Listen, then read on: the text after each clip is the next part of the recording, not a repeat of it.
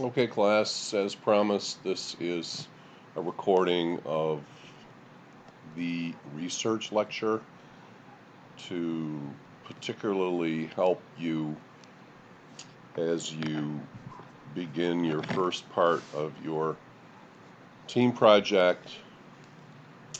You need to find out what's going on, what are the facts. And you will be using secondary and primary research in that order to do so. So, this lecture is designed to give you a little more knowledge about both of those things. Okay. So these are some of the things we're going to be talking about in this lecture. First thing I put up here is knowledge is power. This is really, I would say, just a kind of this is the case for anyone in business, actually. Wherever you are, the more you know about your business, the better off you're going to be. The better plans you'll develop, the better decisions you'll make. In past classes, I talked about recalling back to my early days in advertising. When I graduated from business school, my first job was at a very good ad agency called Compton Advertising. We were Procter and Gamble's largest agency.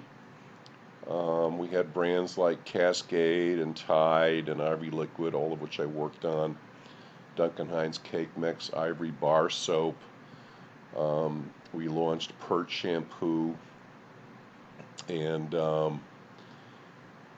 Clorox, and on and on. We had a lot of big Procter & Gamble brands, and as you guys, I hope know by now, our Tabasco copy strategy comes from Procter & Gamble, and Procter & Gamble are among the smartest marketers in the world because they really value, one of the reasons anyway, the people on the business need to have a full understanding of the business. And very rare, even now, they demanded that their agency partners, that the account executives who would manage, account executive managed one brand's advertising at the agency. They demanded that as part of their annual planning process, their budget process, that the agency account executive on every brand go to Cincinnati and prepare to defend the plan for that upcoming year for whatever brand he or she worked on. And not only defend it, but actually do a lot of the writing of the plan, which involved delving into lots of numbers and details on what was going on with the business, what was going on with competitors, what was going on with their customers, if there were issues or problems, what were the specific plans to address those issues or problems, or opportunities for that matter. What tests were you doing to learn about how to improve things? And the account executive, and I was that account executive a few times, some people would actually, it was a terrifying meeting because the most senior management at the agency and at Procter & Gamble were attending. And the brand group, the Procter & Gamble employees who actually ran the business, would support you, but you had to answer the questions and present and sell the plan and get approval on it. And people were terrified of these meetings. And there were stories about people who would excuse themselves to go to the bathroom and then just disappear and fly home from Cincinnati. And then after this meeting, it was like going to war or something. You'd come back to the agency and everyone would ask you, how did your budget meeting go? And people who had bad meetings, that always got around, and they usually weren't around very long at the agency. People who had good meetings prospered. And one thing that the account executives took with them into these meetings was a big black notebook, binder, I should say, huge binder, biggest binder you can imagine, full of all the facts about the business, what markets were up or down. I mean, everything you can think of. Photo boards of the advertising, competitors' advertising, their media plans, their media spending, our share of voice, in other words, you know, on and on and on and on and on. And you had to know what was in that binder and know answers to questions and look things up if you didn't have the answer right at your fingertips. Knowledge is power.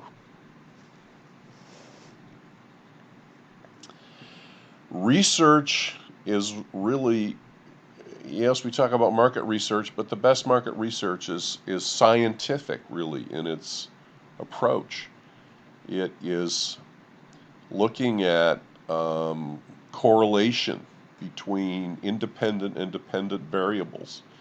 It is testing one thing at a time to see what impact a change in a headline for an ad or an offer has on something. The best research is scientific, and for it to be scientific, it needs to be done with a large sample. All valid science. If they're testing the vaccines now, Johnson & Johnson isn't going to do a test on 10 people whether the vaccine works. So you start to, if you want quantified, reliable results with your research, you need to go to large samples, and we do that.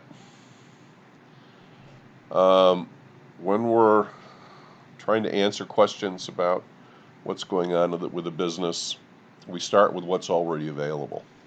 It's expensive and time-consuming to do primary research. So secondary research is what's already available. So for us, it's what's in the Gladys Marcus Library. I have left you a guide to the library, different databases put together by Professor Romano. It's very useful. You're going to start there. Try to answer as many questions as you can with the secondary research.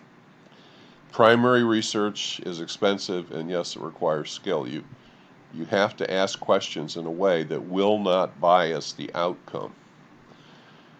And there's I'm not going to say there's an art to it, but there's definitely a way to do it. And we will talk about that a little later in this lecture. Now, in addition to larger sample size, quantitative, research that can give you reliable answers to things, there is another type of primary research called qualitative research, which always involves smaller samples, groups of people, and it often involves having a dialogue with those people. Probably the best known type of qualitative research is what's called the focus group.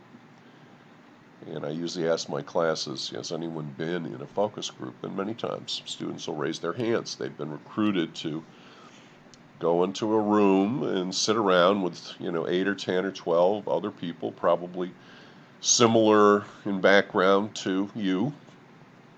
And there's a moderator who leads the focus group who asks a bunch of questions, eventually usually having to do with some kind of brand or product. And by the way, these are recorded.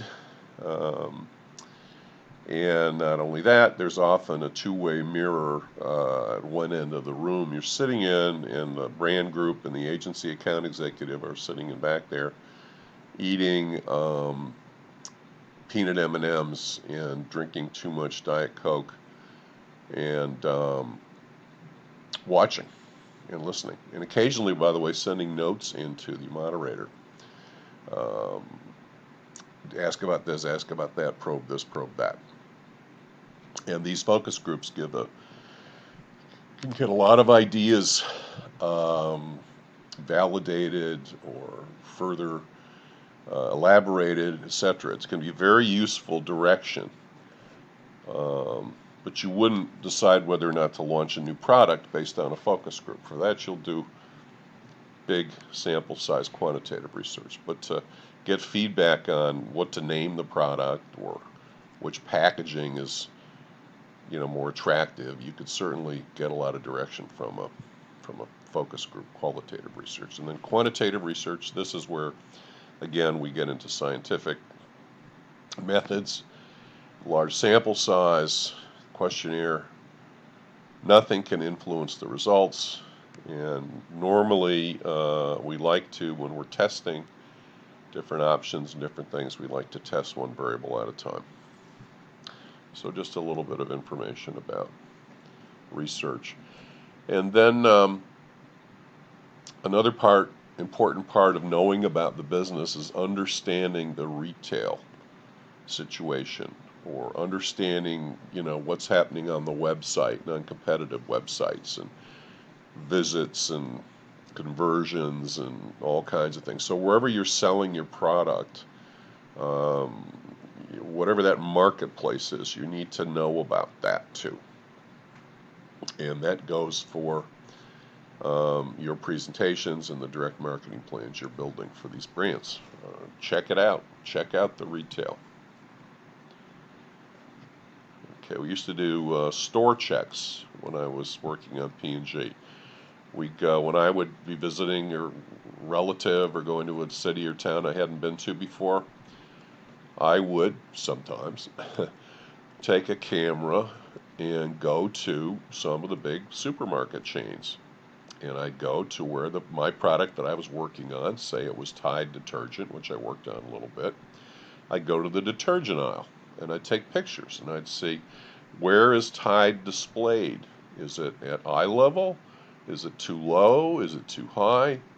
How many facings do we have? Okay, and you can figure out what that means. I mean, how many, I would count the packages. I'd know how many feet on how many shelves Tide had versus its competition. I would know what variety, there must be 30 varieties of Tide now, but I'd know which ones they had and where they were.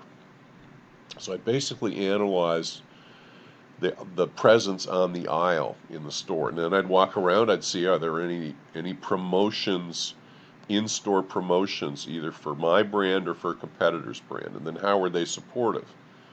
Is there an end cap display, meaning at the end of the aisle, have they built a special little area to say, Tide's on sale? If there's a store circular, a little magazine, we pick up the magazine and we see, is Tide, or is there a competitor, is Whisk or something featured in the periodical. So and if possible, maybe you talk to the store manager or something. That's usually pretty sensitive. They don't like to be bothered a lot. They're pretty busy people, but checking out retail. Something to make you aware of is something called account planning on the ad agency side, that in a way kind of maybe it's similar to what we used to do as account executives on Procter & Gamble. That typically, I should have like a whole agency org chart here, and I don't, do I? No. I should just maybe talk about it a little bit. Typically, some time ago, when I was first in the ad agency business, the main departments in the agency were the creative department. They made the creative. The media department, which planned and bought media. The account handling department. These are the guys that we used to call them suits, and that was me. I had a lot of suits, some pretty nice ones too, even though I couldn't afford it. Then there's accounting and human resources departments, recruiting, and there's also usually a research department that would do the focus groups mostly. The clients tended to do the quantitative research themselves, but they'd have the agency to set up focus groups with different vendors. Well, there's a new kind of leg to the ad agency org chart that cropped up about 15 or 20 years ago called account planning. This is a person who masters the research, all of it, who understands the consumer and what's going on with the consumer better than anyone, and is a strategic thinker, And these people participate in the creative process, the media, they percolate everywhere in the agency.